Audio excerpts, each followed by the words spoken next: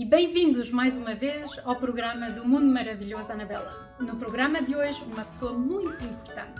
Foi jogador de hóquei noutro mundo, hoje é deputado de Marquette e ele vai nos falar da saúde mental dos nossos jovens. O nosso convidado é... Enrico Ciccone!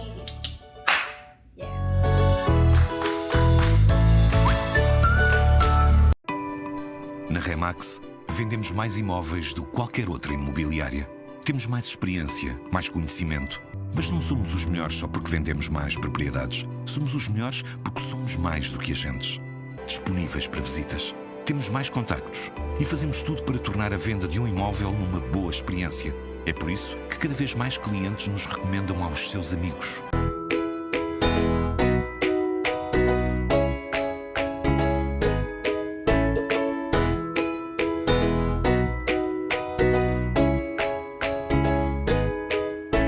O jornal A Voz de Portugal tem 60 anos de história. Saindo a todas as semanas. Venham nos ver no site web www.avoz.ca ou ver a página do jornal no Facebook. Enrico, merci d'avoir accepté mon invitation. Merci beaucoup de l'invitation, Annabella, ça me fait plaisir. Et es-tu à l'aise si on se tutoie? Parce que dans la vie, tous les jours, on se tutoie, donc ça ferait plus naturel. Bien sûr, puis c'est drôle que tu dises ça parce que depuis, je ne sais pas ce qui s'est passé, mais depuis le 1er octobre 2018, puis même un peu avant, pendant la campagne électorale, aussitôt que tu mets ton visage sur un poteau, sur une affiche, là, le monde commence à te vouvoyer. Mais moi, je suis toujours la même personne, le gars de TV, l'ancien sportif, puis ça a toujours été Enrico puis Chico. Fait qu'il n'y a rien qui change, seulement le titre. Bon, mais super. En parlant d'ancien sportif, tu es un hockeyeur retraité. Oui. Tu es allé après ça comme analyste sportif. Puis depuis le 1er octobre 2018, tu es le député de Marquette. Comment est-ce qu'on fait un saut en politique après avoir été une vedette dans le monde sportif? Mais écoute, premièrement, c'était pas un choix de carrière, soit dit en passant. Cependant, tu es comme amené un peu à côtoyer la sphère politique, parce que moi, je suis une personne qui a été beaucoup... quand j'ai arrêté de jouer au hockey, j'ai commencé à travailler immédiatement avec Gilles Lupien, qui est un ancien agent, jeune ancien agent, parce qu'il est décédé au mois de mai dernier. C'est une personne avec laquelle j'ai travaillé. J'ai été avec lui depuis l'âge de 15-16 ans. Puis, quand j'ai commencé à travailler avec lui, mais là, après ma carrière, tout de suite, Gilles, on a toujours travaillé pour le bien-être des jeunes. On soulevait toujours des problématiques, que ce soit au niveau des études, que ce soit au niveau du voyagement chez les jeunes joueurs juniors notamment, au niveau les coûts associés au hockey aussi, l'éducation. Écoutez, le doping dans le hockey à un moment donné au niveau junior, puis la prise de produits qui étaient illicites. Alors on a toujours été, on a toujours signalé ces choses-là, on s'est toujours tenu debout aussi là-dessus. Puis moi, ayant une tribune quand j'étais analyste sportif également, mais j'étais capable d'en parler. Puis à l'âge de 33 ans, c'est là que les coups de téléphone ont commencé, ça a commencé à sonner. Puis c'était toutes les partis politiques confondues, là. Toutes, que ce soit fédéral, provincial, tu vois une personne qui se présente bien, qui est bon orateur. Puis qui a des convictions, puis qui fait avancer les choses.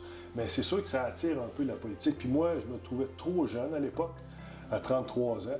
Puis, à l'âge de 48 ans, à un moment donné, j'ai reçu encore une fois, c'était la campagne électorale, là, les élections de 2018. Là, quelques partis ont appelé. Puis là, c'est là que je me suis dit, peut-être que c'est le temps.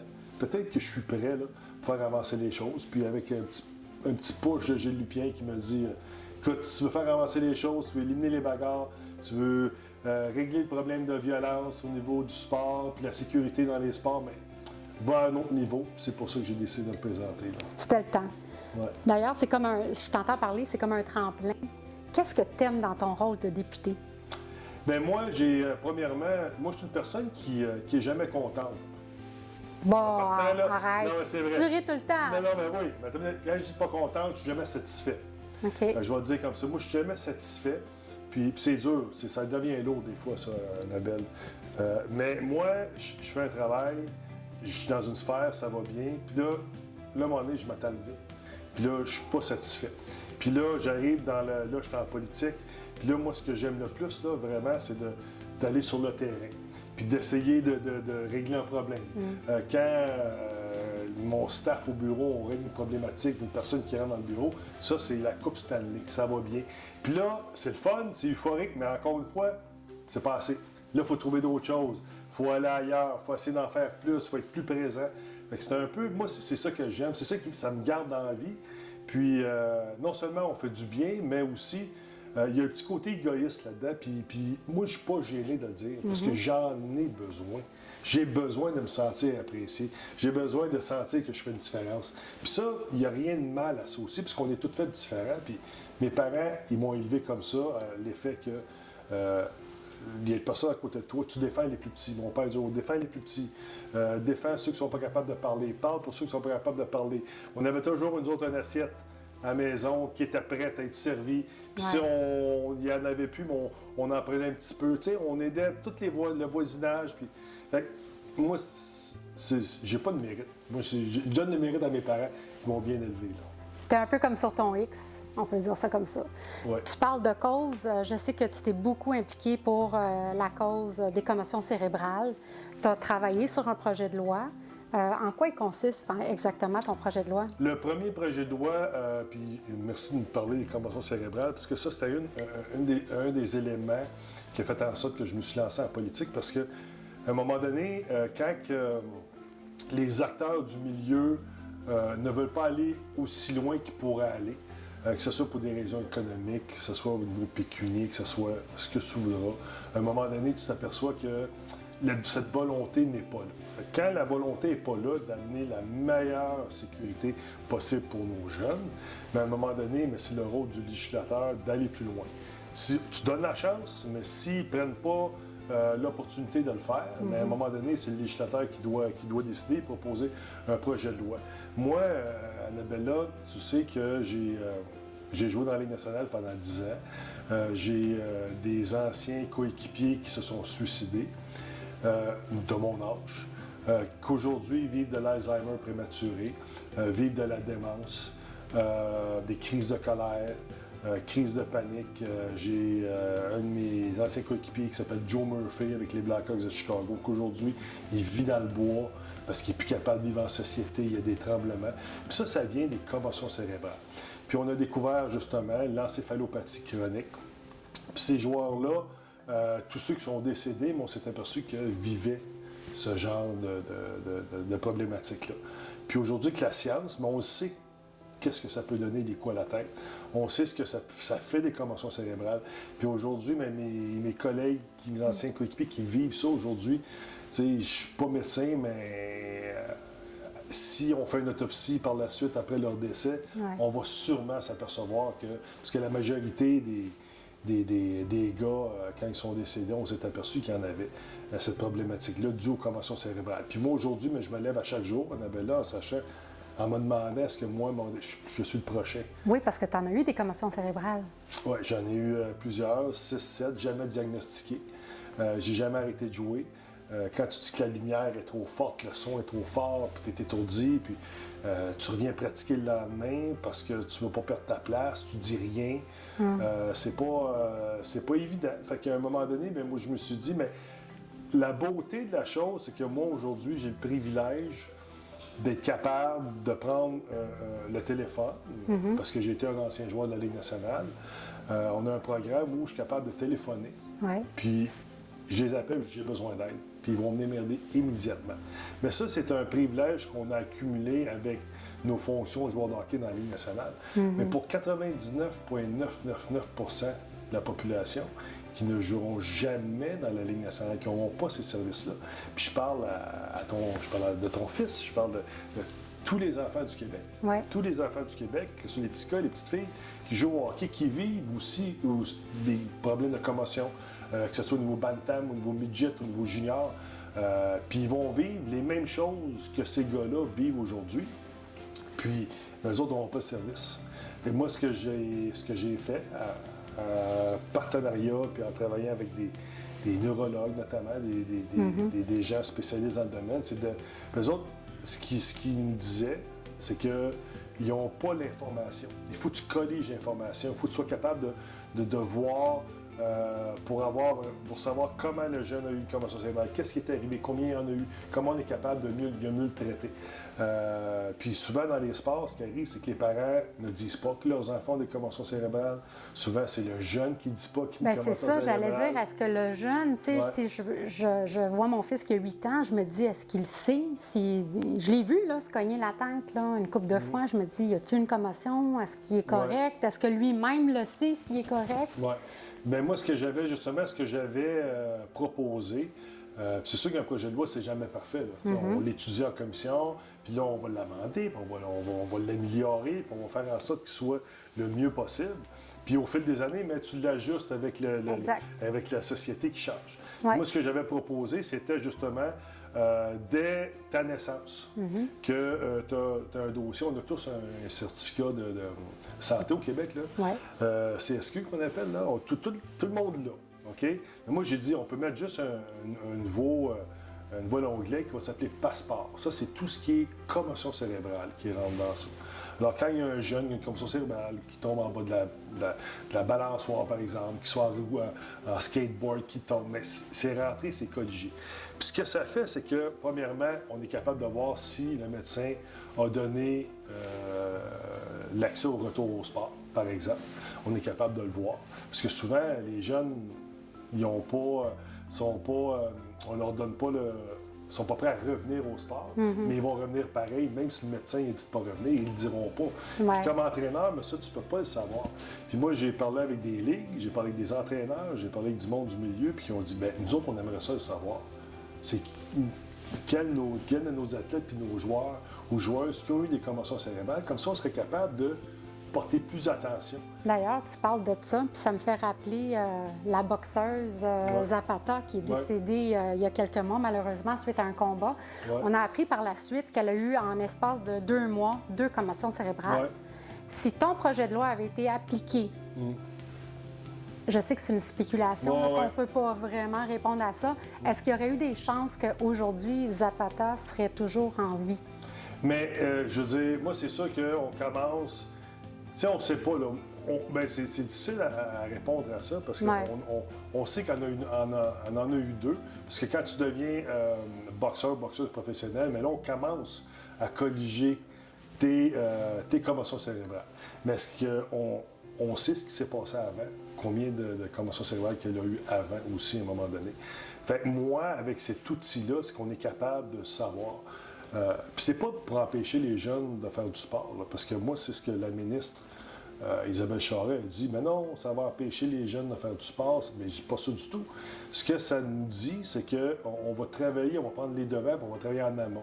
On va vous donner un exemple, un jeune qui a 4 commotions cérébrales, ou 5 commotions cérébrales, qui veut jouer au football. C'est pas de l'empêcher de jouer au football, à moins que son médecin dise clairement qu'il ne peut plus jouer au football.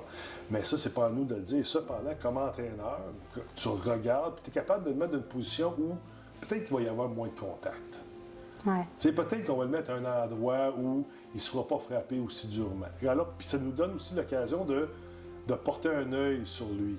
Parce que, il y en a qui vont être frappés, ils vont être un peu plus chancelants, mais lui, on porte un œil, il a été frappé durement, on va lui faire passer le protocole juste pour lui sauver la vie, finalement. Ouais. C'est pas pour l'empêcher de jouer. Puis, c'est dommage, mais ça n'a pas été appelé encore projet de loi, puis c'est vu comme si c'était pas un bon projet de loi. Moi, je trouve ça dommage, parce que je l'ai travaillé avec des neurologues, avec des scientifiques, ce projet de loi-là, mais bon, en espérant qu'un jour... Peut-être que la ministre va nous écouter, puis peut-être qu'elle va changer son fusil d'épaule, hein, qui sait? Ça serait le fun. J'en ai déposé un autre sur les bagarres aussi, par la suite. Mais je suis fier, dans 3 ans et demi, déposer 2 projets de loi pour la sécurité dans les sports. Tu sais qu'Annabelle, depuis 2007, la loi dans la sécurité dans les sports, il n'y a pas eu une virgule qui a été changée. Depuis 2007, alors que la société change, la façon de s'entraîner change également. On a de la science qui évolue, il y a des rapports scientifiques, médicaux qui sont sortis sur les commotions cérébrales, puis ça n'a pas changé d'un iota. Puis ça, c'est tout gouvernement confondu. Ça n'a pas changé depuis 2007. Mon Dieu, Enrico, il était temps que tu arrives. Il était temps que tu arrives. Ouais, mais il faut tout pouvoir faire changer les choses, malheureusement. Ah, bientôt. Ouais, j'aimerais bien ça.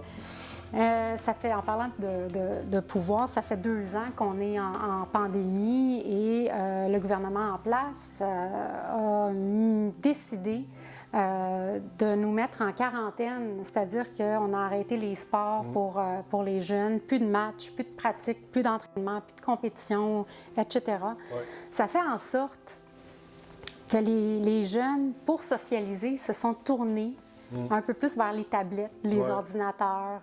Puis comme parent, je lève ma main, là, j'ai accordé un peu plus de temps à mes enfants. Je leur ai permis de faire ça parce que veux-tu, c'était leur façon de socialiser. Ouais. En même temps, j'ai remarqué un changement un peu au niveau de leur comportement, de leur pas compréhension, mais je te dirais concentration. Ouais. Ils se sont mis à suivre des YouTubers alors qu'ils ne connaissaient pas ça avant. Là. Puis je me suis demandé, c'est-tu bon, ça, à un moment donné, pour conserver une saine habitude de vie, puis pour leur santé mentale aussi, là. Ouais. J'ai trouvé que c'était peut-être une façon drastique. Je comprends que la pandémie, c'était nouveau, puis écoute, on s'est adapté à ça. Mais encore aujourd'hui, ça me fait quelque chose de voir le Centre Bell vide, puis ailleurs, alors que partout ailleurs dans le monde, c'est rempli. Là. Je pense à nos pauvres Canadiens qui n'ont pas personne dans les estrades pour les encourager. Est-ce que tu penses que c'est une tendance qui peut laisser ou va laisser des conséquences lourdes? Puis on va revenir à nos jeunes, là, plus aux jeunes. Là. Puis quand je dis les jeunes, c'est les tout-petits, comme le secondaire. C'est sûr que ça va laisser des traces. Moi, où j'en veux vraiment, puis moi, là, puis je mets au défi n'importe qui, d'aller voir depuis 2 ans tout ce que j'ai fait, tout ce que j'ai dit. Jamais, mais jamais, je me suis élevé contre la santé publique. Ouais. Parce qu'on ne peut pas le faire. Moi et toi, là, on n'a pas les qualifications. Qui sommes-nous? On n'a pas les qualifications, on n'est pas des scientifiques. La santé publique est indépendante, supposément indépendante, mais on a vu que la santé publique a été beaucoup instrumentalisée. Là. Puis on s'est aperçu qu'on ne savait plus qu'est-ce qu'il y en a de la santé publique puis de la politique. Là. Ouais. Mais en même temps, oui, ça va laisser des traces parce que les jeunes aujourd'hui, quand tu leur dis du jour au lendemain, tu ne peux plus voir tes amis, tu ne peux plus faire ton sport. Tu sais, je comprends que la première vague, quand on a décidé de confiner, il y a une bébite qui arrive au Québec, il faut réagir rapidement. La santé publique est là pour nous sauver, elle est là pour régler le problème de cette pandémie-là. C'est correct qu'on va tout faire ce qu'il faut faire. Mais à un moment donné, après la première vague, premier confinement, deuxième vague, troisième vague, un autre confinement. On est supposé d'apprendre. Mais là, à un moment donné, là, tu dis, là, chaque ministre dans son dossier doit dire à un moment donné, OK, là, on a fait des choses en première vague, ça n'a pas fonctionné. On a vu que ça a eu des dommages collatéraux. Décrochage scolaire pour les enfants, problèmes de santé mentale. On a vu des appels chez tel jeune. Au niveau des centres aussi contre le suicide, où ils ont énormément d'appels. Dependance aux jeux vidéo, dependance aux tablettes, tantôt on parlait. Esta conversa é muito interessante, mas o tempo é pouco. Vamos continuar a conversa para a semana.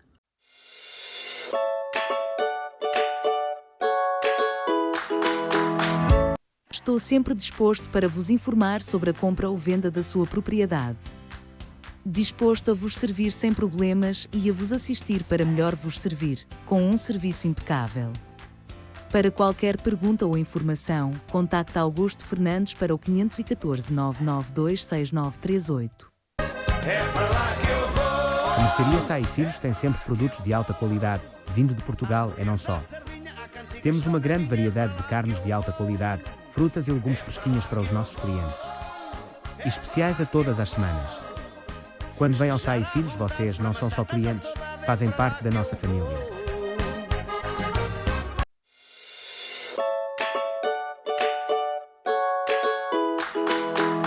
Já estamos de volta aqui com o Osvaldo Rangel. Olá, Osvaldo, obrigado por estar aqui conosco.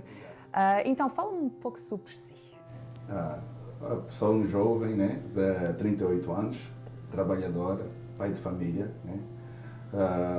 Sou angolano, melhor dizendo, angolano-canadiano. Já estou aqui no Canadá, já faz aí por aí 16 anos, né? Sou também um homem de negócios, né? Tenho a minha empresa de ajudar trabalho, agência de trabalho. Ajudamos as pessoas a terem trabalho aqui em Montreal, essa coisa toda. E sou uma pessoa simples, nobre, e sou o presidente da comunidade angolana de Montreal já faz um ano. Ok, muito bem. E fala-me agora um pouco mais sobre a sua vida profissional. A minha vida profissional, sim, comecei o São Domingo, a escola lá em Angola, né? Depois fui para a Namíbia, né? Onde acabei a 12ª. Depois vim para o Canadá, fiz a Business Management do Dawson College. Eu também fui ao Dawson College. Eu também fui. Fala-me um pouco sobre a Associação Angolana aqui que temos em Montreal. A Associação Angolana já existe, já faz por aí 32 anos que existe. Um grande abraço aos fundadores da comunidade angolana, né? Estamos 32 anos, estamos a trabalhar, né? Eu sou atualmente o presidente mais jovem atualmente da comunidade angolana, mas temos indo quedas, ida e baixas, né? Mas estamos a tentar levar a comunidade para a frente, né? Sabemos que estamos a passar uma fase difícil, né? Com Covid, essa coisa toda. Né? E, sim, e como presidente, fala-me um pouco sobre os projetos que tem planificado agora para os anos a seguir. Projeto, já comecei, já estou aqui há um ano como presidente da comunidade angolana, melhor dizendo. Fazemos barbecue, damos comida na rua, no Berro Campo, para as pessoas que dependem da droga, aqueles que perderam as casas, essa coisa toda, né? Temos essa atividade de compaixão às pessoas, né? Porque não sabemos também o dia da manhã, pode ser um de nós ou uma família ou coisa assim. E é isso, né? Damos atividades para barbecue, para angariar fundos para a nossa comunidade. Porque atualmente, com Covid, não conseguimos ter fundos, né? E os membros também ajudarem nesse aspecto. E a minha próxima pergunta é sobre a Covid. Como é que foi a Covid para a associação? Foi mais difícil? Claro que penso que as associações todas sentiram o problema da Covid. Como é que foi para a associação angolana? Super difícil, melhor dizendo. Super difícil, né? Melhor dizendo. E o Covid também nós não esperámos que ia durar muito tempo, né? Mas também fizemos atividades online, né? Vamos dando o apoio, ligando às pessoas, dar coragem, né? Melhor dizendo, porque estamos a passar, como eu disse desde o princípio, né? Estamos a passar uma fase muito difícil com essa Covid, né? Temos pessoas próximas de nós que morreram, né? Seja em Angola ou seja aqui no Canadá, né? Mas temos que estar firme, né? Como eu digo, somos seres humanos, já passamos por muitas, né? E temos que ser firme e continuar o nosso caminho, até que o dia que Deus nos chamar o nosso número. Tens razão, tens razão. E agora, estamos no fim da nossa entrevista, queres deixar aqui uma mensagem para a nossa comunidade portuguesa e também a comunidade angolana aqui? Sim, claro. Quero dar uma mensagem à lusofonia, né? A todo mundo que fala a língua portuguesa, né? Dizendo, né? E o mundo também, não sei, né? Vamos ter coragem, estamos a passar uma fase difícil, né? Como eu disse, né? Coragem, mais paz, vamos estar mais positivo, porque o negativo está demais, né? Melhor dizendo. A par e passo vamos conseguir. Né? Um abraço, paz e amor. Eu concordo. Obrigado, Osvaldo. Foi mesmo um prazer conhecer-lo hoje. Obrigado. Obrigada. Obrigado.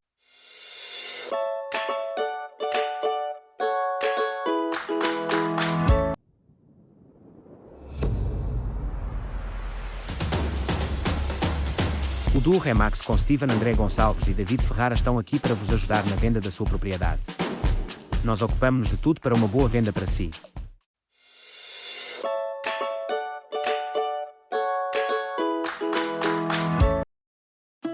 Olá, chamo-me Hermínio Alves, presidente de Media Publishing e Rhythms One Productions. Tenho muito prazer em promover todos os tipos de expressões artísticas, a minha cultura e ajudar os artistas espalhados pelo mundo. A vida ensinou-me a ser forte e achar consolo na simplicidade das coisas. É na lindeza das artes que eu encontro a minha paz. Já sou empresário há mais de 45 anos e tenho apoiado artistas desde 1988. Hoje, tenho o prazer de apoiar a criatividade e o trabalho de muitos artistas locais e ao nível internacional. A vida não tem sido sempre fácil. Fui criado numa região pobre de Portugal pela minha mãe, enquanto o meu pai labutava pela vida no Brasil e na Alemanha. Até que emigramos para o Quebec, Canadá, para começar outra vida nova. Eu realizei que sou um líder natural. E com a ajuda de muitos, consegui concretizar muitos eventos de envergadura, como o Festival Internacional de Reggae de Montréal, em 1988, e o Festival de Ritmos du Monde, em 2004, e centenas de outros eventos nas minhas próprias salas de espetáculos. Tenho sido abençoado muitas vezes e, por isso, impliquei-me em angariar fundos para várias obras da caridade, como Share the Warmth, que oferece programas de alimentação e acessórios escolares para crianças desfavorizadas. Rotary International, como membro ativo e presidente, a angariar fundos para projetos humanitários ao nível internacional. Presentemente, desde que chegou o Covid a magoar o mundo, a minha nova missão é de ajudar os artistas que tanto têm dado e que ainda têm tanto a dar ao povo a ultrapassar este período difícil. Presentemente, estou a produzir vários álbuns que implicam mais de 60 artistas em 6 continentes, a fim de partilharem as suas obras e talentos com o mundo. E vou continuar a encarregar fundos para ajudar crianças desfavorizadas a aprenderem a arte da música. Eu acredito que a arte é a expressão da alma, que cura as dores do coração e levanta o espírito humano, que é essencial à vida. Obrigados por embarcarem neste caminho comigo. Agradeço o vosso apoio em subscreverem para Irmídia e Rhythms One na página Facebook, Instagram e no meu canal YouTube. Até brevemente, cuidado e boa sorte. Abraços para ti.